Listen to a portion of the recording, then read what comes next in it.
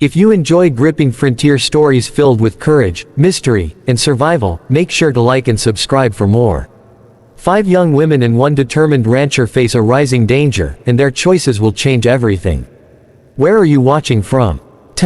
Let's get started. The rancher had ridden farther than usual that morning, following strange tracks that wandered across the dusty ridge like something, or someone, was being dragged.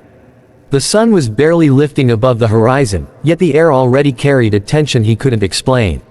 He nudged his horse forward, sensing trouble long before he saw it, every instinct warning him to stay alert. As he reached the old cottonwood grove, a place normally silent and peaceful, his breath caught in his chest. 5 young Apache women hung upside down from the thick branches, their wrists tied, their legs bound, their hair brushing the dry earth beneath them. They were alive, but barely, their muffled cries drifting toward him like broken whispers carried by the wind. The rancher dismounted in a heartbeat, boots hitting the ground before his horse even settled. He approached slowly, hands raised to show he meant no harm. Their frightened eyes followed him, unsure whether he was friend or foe. He reassured them softly, checking the knots, studying the cuts on their wrists, realizing someone had left them there deliberately, not to kill them, but to lure someone in. He scanned the area carefully, knowing such cruelty rarely came without danger close behind. The tracks told a clear story: multiple horses, heavy boots, signs of a struggle. Whoever had done this wasn't far ahead, and they had expected someone to follow. The rancher's pulse tightened, but he focused on the moment, on the 5 lives hanging helpless before him. He reached the first girl and cut the rope gently, lowering her with as much care as a man could manage alone. She gasped, struggling to breathe properly after so long inverted. He steadied her on her feet, murmuring calm words while glancing over his shoulder. A place this quiet felt wrong, too quiet, as if watched from the shadows. Moving to the second and third girl, he worked quickly, his knife slicing through coarse rope. Each one showed a mix of fear and relief, some whispering in Apache, others too exhausted to speak. He didn't need to understand their words to understand their fear. Someone had tried to break their spirits, but these girls were strong, stronger than their captors expected. By the time he reached the 4th and 5th girl, his determination had sharpened into something fierce. He refused to let anyone use these women as bait, not on his land, not anywhere near his ranch. He lifted the final girl down, supporting her until her dizziness eased. Together they stood beneath the cottonwoods, shaken but alive, the rustle of leaves the only witness to their suffering. He guided them to a fallen log where they could sit, offering water from his canteen.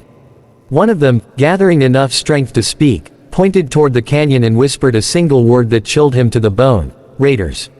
The rancher clenched his jaw, understanding the weight of that warning. Whatever had started here was not over, not even close. The rancher steadied the first of the 5 young women as she tried to stand upright, her breath shaky but determined. She told him in a faint voice that raiders had come in the night, dragging them from their camp before anyone could fight back. Her strength impressed him. She was frightened, but far from broken. The second girl leaned against a cottonwood trunk, eyes scanning the horizon as if expecting their captors to return. She explained that the raiders were not Apache, but outlaws who had been stealing from native groups and settlers alike. Their goal was chaos, and the young women were simply another form of leverage. The rancher felt anger rise in his chest. The third girl spoke slowly, exhaustion clear in her trembling hands.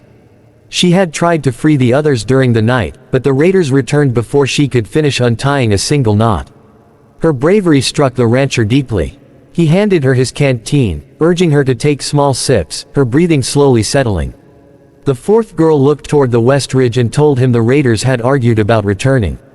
They wanted to see who would take the bait. That meant the rancher had been followed.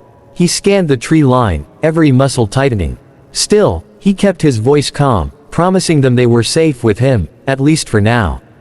The 5th girl, the quietest of the group, finally spoke.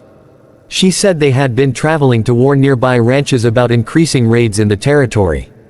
They never made it. Her voice cracked, not from fear but from frustration that their mission had been interrupted. The rancher assured her their message would reach the right ears. He would see to that personally.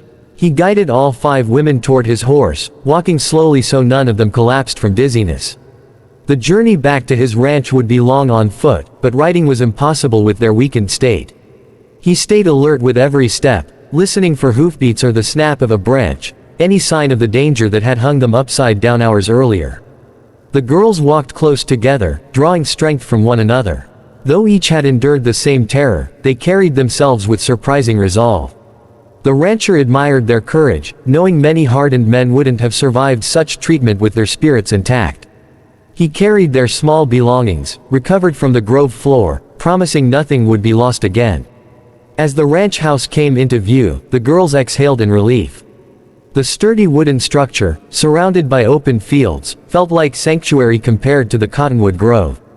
Chickens scattered as the group approached, and the rancher's old dog barked, sensing strangers but not danger. The rancher opened the door, inviting the women inside.